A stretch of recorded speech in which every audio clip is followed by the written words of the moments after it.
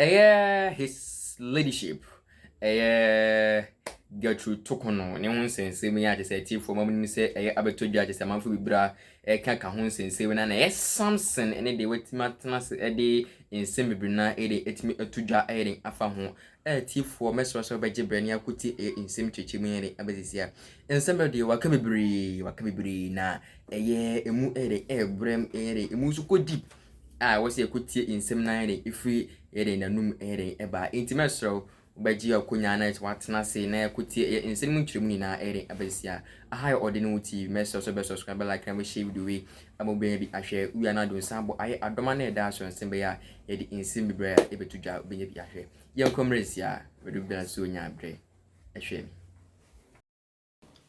I can use his words. It is for the state. Thank you very much, Samson. I've actually followed the discussion so far and have a lot of things to unpack. One, is it right or wrong for the former AG to represent the CJ in court? That's the first question. And I answer straight away. There is nothing wrong with the former AG Odame representing the CJ. Why? Odame now is a private legal practitioner. As a private legal practitioner, if you are consulted by a client, you may choose to take the brief or reject the brief. And so if he has chosen to accept this brief and represent the CJ, there's nothing wrong with this representation. Again, it is the right of the CJ, as Samson you said, to pick any lawyer of her choice. The CJ has examined most of the lawyers in this country, and he decided that Odame should be the person that she thinks should represent her interests in this particular matter. What's wrong with it? There is this argument that this current suit by the CJ is an attempt to frustrate the hearing. That argument is also flawed. The CJ, as a citizen, has the right under the Constitution to vindicate anything that's bothering her by going to court. And one of such is when she's being removed from office.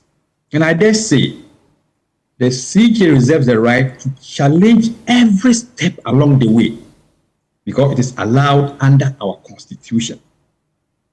And one of such steps is what she has done by commencing this action in the Supreme Court. In the current action at the Supreme Court, she's asking for various reliefs. I'm not going to judgmental because I know where I need to tread. But I'm going to state my own opinion, but I will not judge. If the CJ tells you that two of the panel members, I will say panel because they are part of the committee, who are judges, may have to look at their position relative to being part of that committee once again, I think it's a fair demand. Now, even if you go to the chief's palace and there's a matter before the chief has empaneled some chiefs to sit on your matter, this will give you a right to raise an objection as to the inclusion of any of the members of the panel. And so in the CJ, it's now saying that looking at the issues at play, Justice Poaman sat on some cases, and those cases have formed part of the basis for her removal from office. And for that matter, she's of the opinion that it's because to make a determination that Justice Poaman is not qualified to sit in the matter. I mean, that one is a fair request. As whether to go by the Supreme Court, we leave it. The second one also has to do with another case where the CJ sat with other judges, including Justice Foreman, and that particular case is being used for her removal.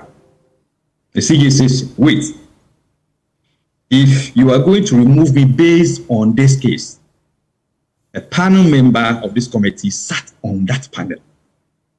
So let me ask this question. Whatever the CJ says that she may want to call Justice Foreman as her witness related to that allegation in that matter, what happens? She tells you, yes, Justice Foreman is my witness in that case. And so you look at the optics and look at the real circumstances.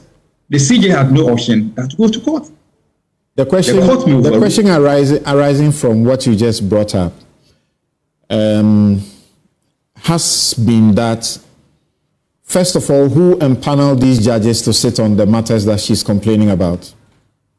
The president, on advice of the Council of State. No, the matters that she's complaining that they sat on that matter involving one of the petitioners or more than one of the petitioners, and therefore they shouldn't sit in judgment of her. Who empaneled? Oh, all right. She empaneled as the Chief Justice. Right. When she empaneled them, was it her expectation that what they would do would be personal? Not personal. But applying the law, right? But applying the law and doing justice, right? Exactly. So why does she have a problem now? You see, she has a problem per her writ because that decision that they took wasn't her personal decision. It was a decision of the panel. And if you are not going to question her based on that particular decision, it will be fair that all members of that panel may have to stay away from interrogating what she did on that particular matter. Maybe they being part of the panel rather will benefit you. That's why I posed the question. So if she decides that Justice Foreman is my witness, I want to call him as my witness related to that particular allegation, what happens? Well, how do you answer to the question that in the Daniel Esiedu matter, for example, she had the opportunity to deal with the matter previously. And then when it came before her, when she was Chief Justice, she didn't see that, what she's raising now was substantive. And so she went ahead. How about that? I mean, Samson, we do not know the full facts in that particular matter, but I understand that in one of such cases, she was not even part of the panel because she has sat on that case at the Court of Appeal. And I stand to be corrected. And so in those 4 cases, if you have one judge who sat on them, and there's an allegation against a certain Chief Justice related to those particular cases, wouldn't it be fair that that judge does not form part of the panel that's seeking to interrogate that particular matter? Fairness, as we all know, is something that we must all see that is being done or is being done. Okay. And let me move further to address this issue about in-camera hearing. Or on camera. I mean, that's the problem. Is it in or on? In or on camera. Is it her right to waive? Let me address you, Samson. Now, if you take Article 146.8, as you read, a careful reading of it say, oh, this one is so clear.